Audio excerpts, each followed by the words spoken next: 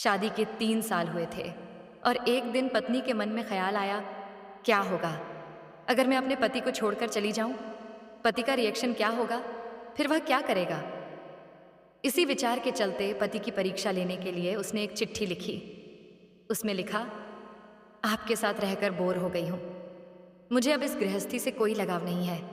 मैं तुम्हारे साथ एक पल भी नहीं रह सकती, इसलिए मैं तुम्हें और इस घर को छोड़कर जा रही हूं। उसने वो चिट्ठी टेबल पर रखी और खुद बेड के नीचे जाकर छुप गई। थोड़ी देर बाद पति ऑफिस से घर लौटा। उसे घर में अपनी पत्नी कहीं नहीं दिखी। फिर उसकी नज़र टेबल पर रखी चिट्ठी पर पड़ी। चिट्ठी को उठाकर उसने पढ़ी। थोड़ी देर तक बिल्कुल शांत रहा, कुछ नहीं बोला।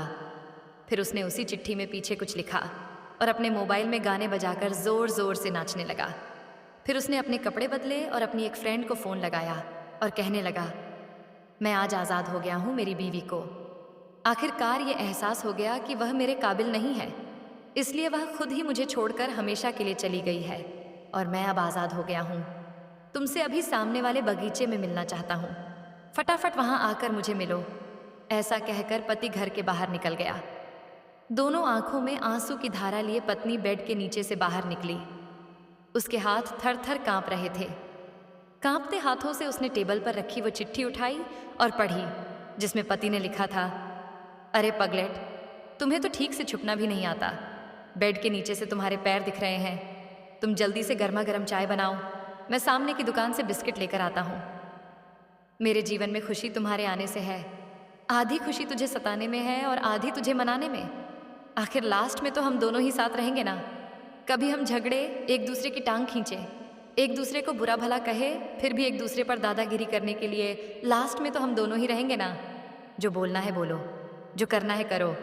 जब चश्मे गुम जाएंगे तब एक दूसरे के चश्मे ढूंढने के लिए लास्ट में तो हम दोनों ही रहेंगे ना। कभी मैं रूठूं तो तुम मुझे मनाना, कभी तुम रूठो तो मैं तुझे मना लूँगा, एक दूसरे को लाड लड़ाने के लिए। आखिर में तो हम दोनों ही होंगे ना। जब नज़र कम आएगा, सुनाई भी कम देगा, तब एक दूसरे में एक दूसरे को ढूंढने के लिए हम दोनों ही होंगे ना। जब घुटनों में दर्द बढ़ जाएगा, कहीं आना जाना भी बंद हो जाएगा, तब एक दूसरे के नाखून काटने के लिए तो हम दोनों ही होंगे ना। मेरे रिपोर्ट तो बिल्कुल क्लियर है, I am on all right बोलकर एक दूसरे को चिढ़ाने के लिए। आखिर तो हम दोनों ही होंगे ना। जब हम दोनों का साथ छूटेगा, अंतिम विदाई होगी, तब एक दूसरे को माफ़ करने के लिए। आखिर हम दोनों ही होंगे ना। आखिर में सिर्फ हम और सिर्फ हम दोनों ही होंगे ना। कहानी खत्म होते होते बीवी का रो रो कर बुरा हाल हो गया। उसे पता चल गया कि उसका पति उससे कितना ज़्यादा प्यार करता है। दोस्तों, कहानी पसंद आई हो तो एक लाइक और अपने दोस्तों से शेयर करना मत भूलना रोज़ाना। ऐसी ही कहानियों के लिए चैनल को सब्सक्राइब ज़रूर करते जाए। रात सर्दी बहुत ज़्यादा थी। ठंड की वजह से मुझे सुकून से नींद नहीं आ रही थी। कंबल सिर्फ एक ही था, तो इसलिए मुझे उसी में सोना पड़ा। थोड़ी देर बाद मुझे कंबल में कुछ महसूस होने लगा। हेलो दोस्तों, मेरा नाम पूजा है और मेरी उम्र 25 साल की। मुझे बीएससी नर्सिंग की तैयारी कर रही है। मैं हूँ और मैं अहमदाबाद में रहती हूँ। मेरे घर में मम्मी पापा और एक छोटा भाई है। वैसे तो वो उम्र में मुझसे सिर्फ 1 साल ही छोटा है, इसलिए हमेशा एक दोस्त की तरह रहता है और हमेशा मेरे हर काम में साथ देता है। मेरे पिताजी डॉक्टर हैं और मम्मी टीचर हैं, इसलिए अक्सर घर पर हम दोनों ही रहते हैं और अपनी पढ़ाई में लगे रहते हैं। कुछ दिन बाद मेरे कॉलेज की सर्दी की छुट्टियां लगने वाली थीं, तो मम्मी ने मुझसे कहा कि तुम दोनों अपनी बुआ के घर दिल्ली चले जाओ। मम्मी के बोलते ही हम दोनों बहुत खुश हो गए और दिल्ली जाने की तैयारी में जुट गए। पिताजी ने अहमदाबाद से दिल्ली की टिकट बुक करवा दी। हम दोनों अपना सामान लेकर दिल्ली पहुंच गए। वहाँ मेरी बुआ का लड़का पहले से ही हमें लेने के लिए रेलवे स्टेशन पर आ गया था। हमें देखकर वो बहुत खुश हुआ और हम सब कार में बैठकर घर पहुंच गए। बुआ जी पहले से ही वहाँ हम दोनों को का इंतज़ार कर रही थीं। शाम का वक्त हो गया था। हम दोनों फ्रेश हो गए और थोड़ी देर में बुआ जी ने हम खाने के लिए आवाज़ दी। हम सब ने साथ में खाना खाया और उसके बाद खूब सारी बातें की। मेरी बुआ बहुत मजाकिया हैं। फिर कुछ देर बाद बुआ जी ने कहा कि तुम दोनों बहुत थक गए होगे, अब रात भी बहुत हो चुकी है, तुम दोनों आराम करो। हम दोनों बुआ जी को गुड नाइट बोलकर रूम में सोने चले गए। देर रात मुझे रूम में ठंड लगने लगी और रूम में हम 2 लोग थे और कंबल सिर्फ एक ही था, जिसे भाई ने पूरी तरह से लपेट रखा था।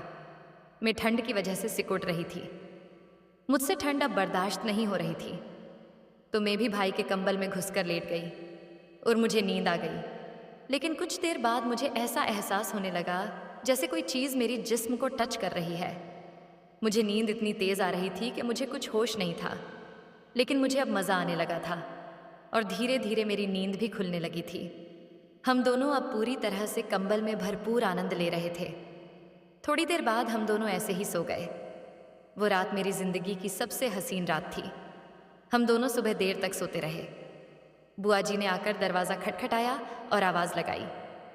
हम दोनों जल्दी से उठे और बाथरूम में जाकर फ्रेश होने चले गए। उसके बाद हम दोनों जब तक बुआ जी के घर पर रहे, हम दोनों ने खूब एंजॉय किया। उसके बाद हमारी छुट्टियां खत्म हो गईं और हम अपने घर अहमदाबाद आ गए। फिर जब भी हमें मौका मिलता, भैया और मैं मिलकर खूब एंजॉय करते। एक बार तो मम्मी शक भी हो गया था, लेकिन हम दोनों अक्सर इस तरह एक दूसरे से लड़ते झगड़ते रहते हैं, तो उन्होंने ये सोचा कि हम दोनों शायद फिर से लड़ाई कर रहे हैं। थोड़ी देर बाद दोनों फिर से नॉर्मल हो जाएंगे और ये कहकर इग्नोर कर दिया। दोस्तों, अगर आपको ये कहानी पसंद आई हो तो अपने दोस्तों के साथ शेयर करें और हमारे चैनल को सब्सक्राइब कर दें। थैंक्स।